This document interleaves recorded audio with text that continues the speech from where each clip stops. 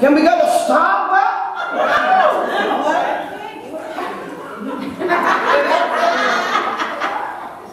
I don't know how I got here.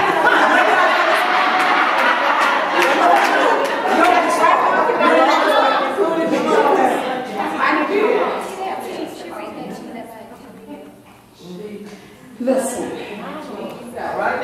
this thing cannot be played with.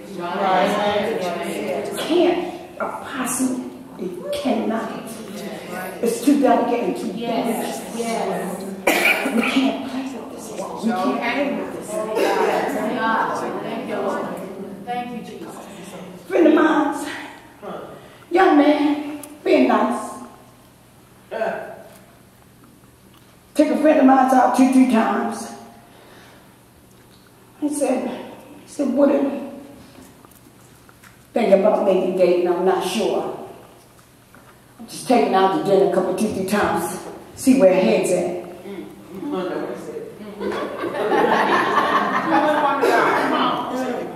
Just want to see what she got, where she at with God. What kind of talk she talking? Yeah. Is she intelligent? Y'all better get a cookbook and bake a biscuit. Come on, woman of God. Get the nails.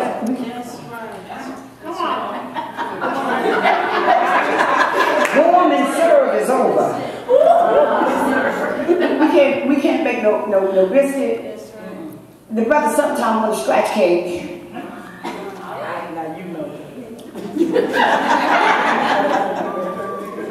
I'm sure sometimes he wants some stewed neck bones and potatoes. Collard greens, potatoes out of sight. But we so high maintenance, that's another story. You see, trying to see where her head's at. All right now.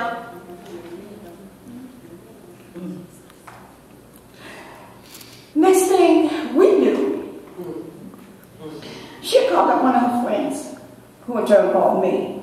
Said, Prophetess, Woodard, you better talk to Sharon. I said, what's the matter? And she didn't know I knew. I said, what's the matter? She said, because she said, Vincent was her baby daddy. I said, what? She said, girl, she in love. I said, what? I said, okay. The thing is this. He was only taking her out to see what her head was. He didn't say he liked her. He wasn't trying to date her. He was trying to see if he wanted to date her. Because he's not dating, he's trying to court. But he ain't courting if you don't know where your head's at. So what happened is, we get so wrapped up in emotion. And the third day, you're ready to get married. You know what I'm saying?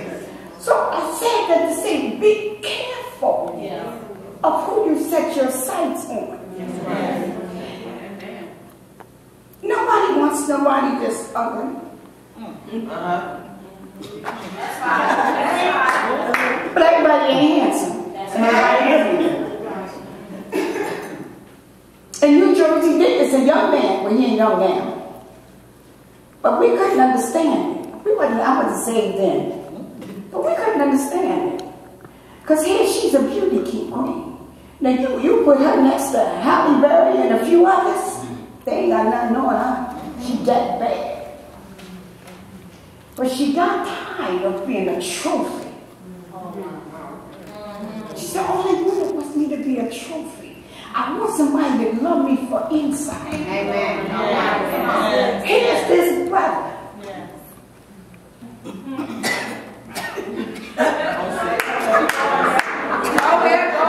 That's all I'm saying. And we couldn't understand how he got her attention, because you look at them, you're looking at Beauty and the Beast. We're serious. He was sweet, loving, kind, and could provide. Had it going on. And we couldn't understand. We used to see them together. We couldn't understand. This is just something. But the next down the road, they got married. And the thing was, she wasn't concerned about out here. It was what he had to offer her on the inside. And he made her feel like a real woman, not a trophy. And there was nothing that she would not do for him. All right now. You hear me when I say? So don't get caught up in all of this. But you better get caught up in the anointing. You better make sure he's got to walk with God. Listen, check two things. I don't know why I'm here. Check two things. One, how he treats his mama. Two, how he respects his leadership. Because if he doesn't respect his mama or leadership, what you say? Drop it like it hot. You know why? We think we can change people. Oh, I don't love him. Don't fool yourself. I was a bad wife for 12 years. Don't fool yourself. Don't fool yourself. Don't fool yourself. If you accept him how he is, it is what it is. So if you accept it, don't. That's no story. So they got all these fine women. And you brothers, if you're looking for a wife, just reverse what I said to the sisters.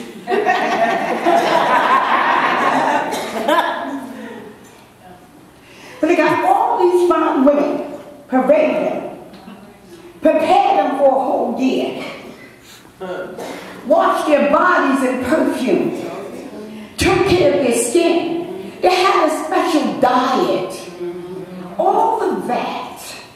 So that when it was time for them to go before the king, he saw Esther.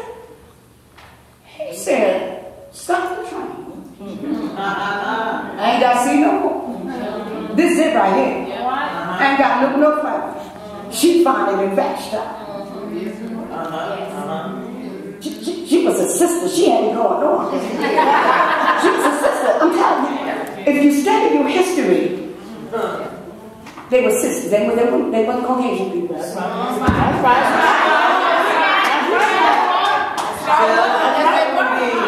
They had some of the prettiest. Listen, when I go to Africa, I have secretaries in Africa. When I go to Africa, sometimes I get an attitude. Not bad, but you know. That sister's so black and pretty, it's terrible. It's terrible and gorgeous. Praise God. And I live in a mansion. And when I go out on my balcony, and over across the street, just a little way, it's almost next to it.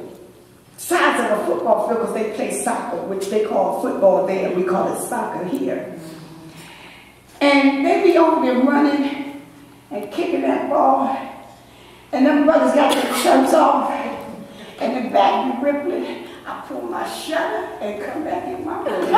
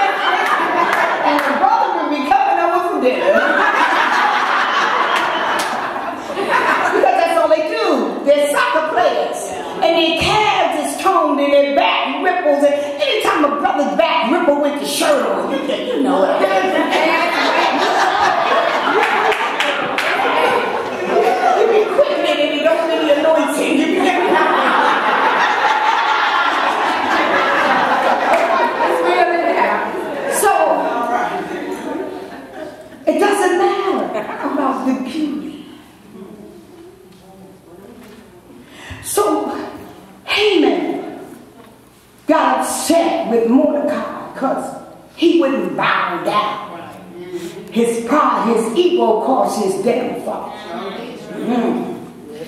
So he plotted a plot against the Jews, and he came to the king and said, let's do away and let's do this and this. And the king said, cool. See, he's still listening to fools. Mordecai hears the plot. Sitting in the gate. And anything you wanted to know, all you had to do was sit in the gate. That's all.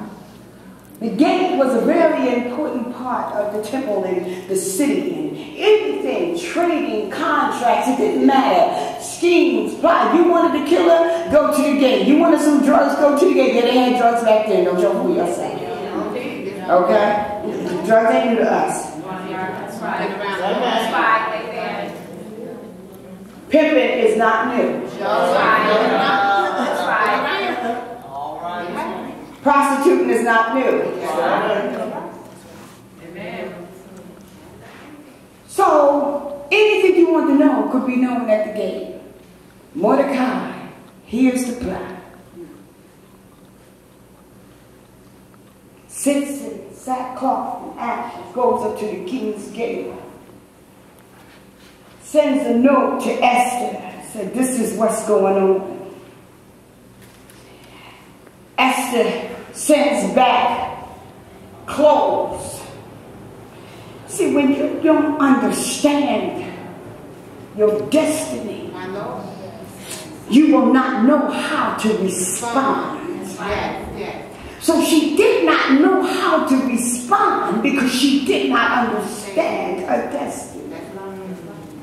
Yes, she was an orphan. Yes, she was beautiful.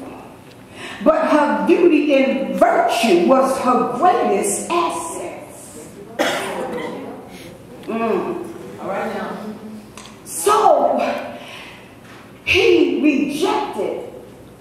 He was mourning. My people, we're about to be extinct. We're about to be killed. We're about to be exterminated. We're about to be genocide. How can you send me out clothes? So we sent her back. So second time she sent him money. I don't need any of that.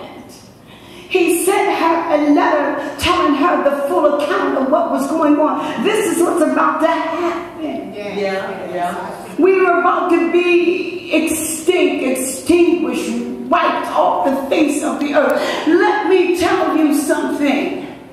Because the Jews were God's chosen people, they're constantly under attack. Yeah. Let me tell you something. Hitler wasn't a Gaganite. He came down through the lineage. Yes.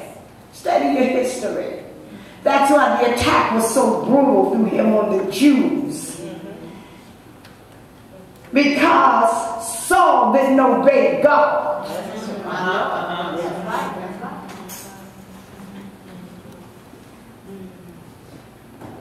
So when she got the full account, she comes out. It's like, this ain't got nothing to do with me. He says, I love you. I raised you. You're like a daughter to me. But do not think for one reason. Don't you think for 1 second, 1 minute, that because you're the king's wife, because you're fine like that, don't think that you yourself will not be killed. Because when they find out that you're a Jew, don't you think that you won't get away. Because the king has signed the decree, and the decree goes for you also. They just don't know who you are. And sometimes we can get so caught up in us. Think we got it going on. Think we the stuff. And we ain't nothing. All right. That's right. Talk to us. Listen.